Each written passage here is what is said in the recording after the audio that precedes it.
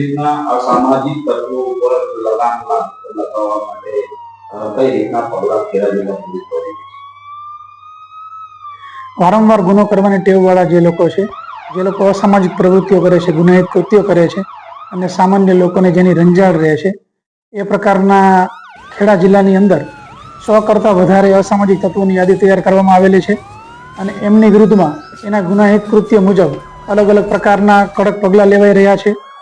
એમાં અમુક જે ગુનેગાર છે એ વારંવાર ગુના રિપીટ કરતા હોય તો એના જામીન કેન્સલ કરાવવા બાબતનું, પાસા તડીપાર જેવા અટકાયતી પગલાં બાબતનું, અને એમને જો કોઈ ગેરકાયદેસર મિલકત વસાવી હોય અને સરકારી જમીન ઉપર મિલકત વસાવેલી હોય તો જે તે ઓથોરિટી પોલીસ બંદોબસ્તની સાથે જરૂરી કાર્યવાહી કે જે એન્ક્રોચમેન્ટ દૂર કરે એમાં પણ જે તે ઓથોરિટી સાથે સંકલન કરી અને અસરકારક કાર્યવાહી કરવામાં આવી રહેલી છે.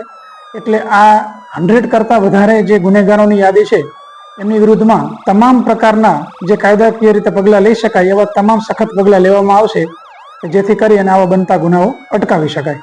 અત્યાર સુધી એ કામગીરીમાં શરૂઆત કરવામાં આવી છે અને ક્યાં ક્યાં શરૂઆત? ઘણા બધા ઇસમોની વિરુદ્ધમાં તડીપાર પ્રપોઝલ તૈયાર કરવામાં આવી રહી છે, પાસા પ્રપોઝલ તૈયાર કરવામાં આવી રહી છે અને જેનું સુપરવિઝન અત્રેથી એસપી ઓફિસ દ્વારા થઈ રહ્યું છે.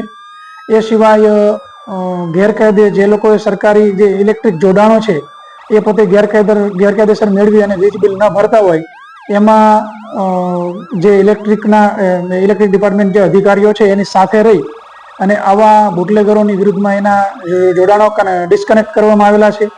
ગઈકાલે જો નડિયાદ પશ્ચિમ વિસ્તારની અંદર જે અજીત મૈડા, માસૂમ મૈડા જે લોકો અસામાજિક પ્રવૃત્તિ કરવાવાળા લોકો છે એમના પણ આ વીજ કનેક્શન કાપવામાં આવેલા છે. અન્ય જે અમુક આરોપીઓ છે એમના ઘરે પણ આ પ્રકારના વીજ કનેક્શન કાપવામાં આવ્યા છે. આજે જ મહેમદાબાદની અંદર એક અર્જુન ટાંક કરીને જે છે કે જેને 8 થી 10 જેટલી ઘરફોડ ચોરીઓને અંજામ આપેલો છે.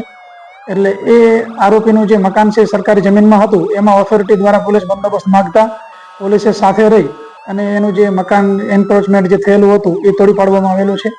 અને એ સિવાય એના વીજ કનેક્શન અને એ સાથેના અન્ય જે સહ આરોપીઓ છે એવા પણ અંદાજે 8 જેટલા વીજ કનેક્શન તો કાપી નાખવામાં આવેલા છે.